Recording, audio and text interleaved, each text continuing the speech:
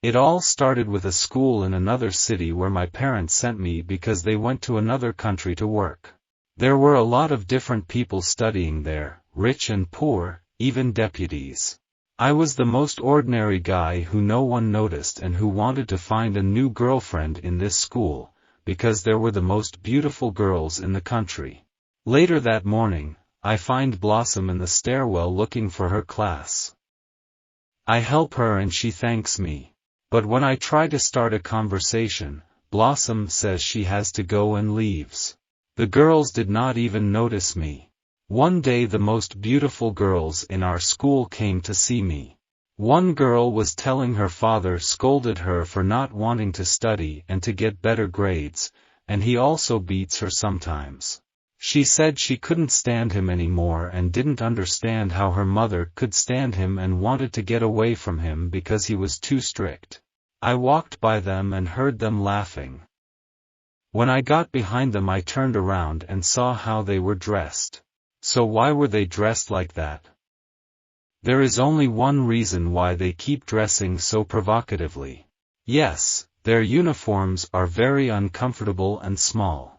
It could just be to get the attention of the boys. They want to be looked at and admired. And it works. The richest boys in our class, the so-called majors, would look at them and want to meet them. One rich guy invited them to karaoke in different clubs. And even though they said they didn't have any money, he paid for everything, and they liked it. They'd hang out and drink together. And this guy told them about me and how I lived alone now. I wasn't like him, I would be totally different. No one even wanted to look at me and everyone said I was a loser. Oh, it's so horrible to feel like no one likes you. One day I was sitting in class thinking that this was my last chance to find a girl here. Because my main goal here was to find some beautiful girl, but no one wanted to look at me. And then comes the most beautiful girl in our school. She was very provocatively dressed in the hands of a lollipop. I was next to her and I could barely contain myself. At first we looked each other in the eye, and then she asked me why I live alone and if it is so. I blushed and replied, yes, I live alone, my parents just work in the city and now I live alone. She leaned over and whispered to me maybe I could come over tonight. It was the girl who said she wanted to run away from home. I felt bad because she was the prettiest girl in our school, but I said yes. And she suggested we exchange numbers. I agreed.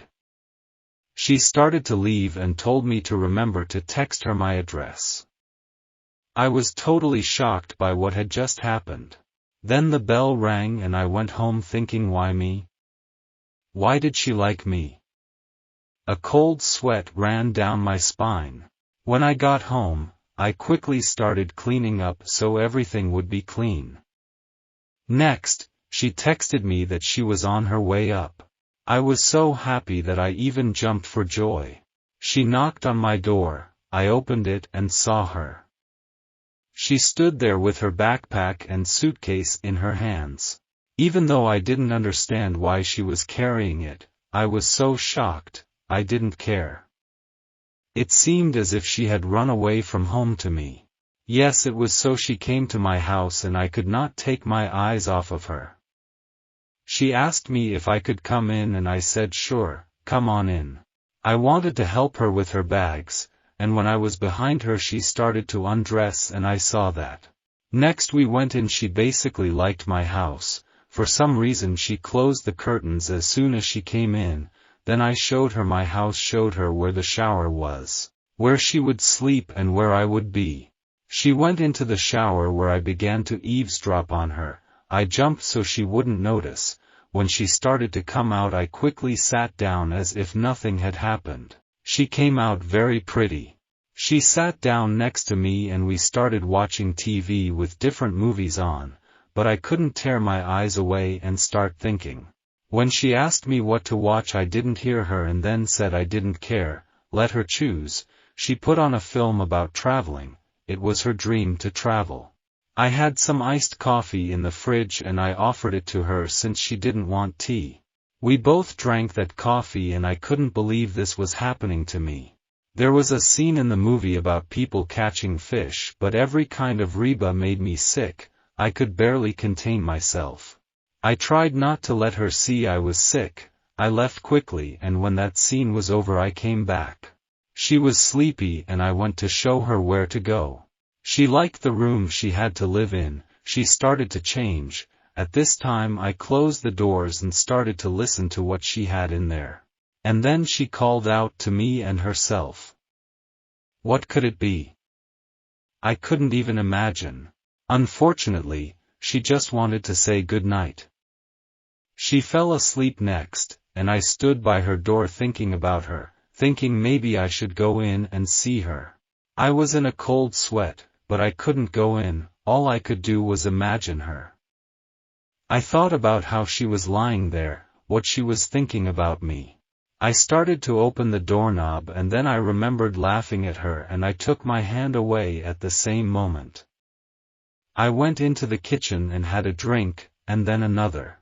And so I thought about her. I couldn't sleep all night, and in the morning, when the whole town started to wake up, I wanted to sleep. But then I heard her wake up and I peeked at what she was doing. She was drying her hair. What beautiful hair, I thought. She saw me and asked what was up. I told her good morning and asked her what to make to eat. We had sandwiches for breakfast. I watched her eat and couldn't tear myself away. She got dressed and we went to school together. Everyone was looking at us on the way and I loved it as I was walking with the girl of my dreams. When we were walking, a guy came up to us who was at the party with her and asked what she was doing with him, and she said she was just walking with him. I started to walk away sadly, but she turned away from him and followed me.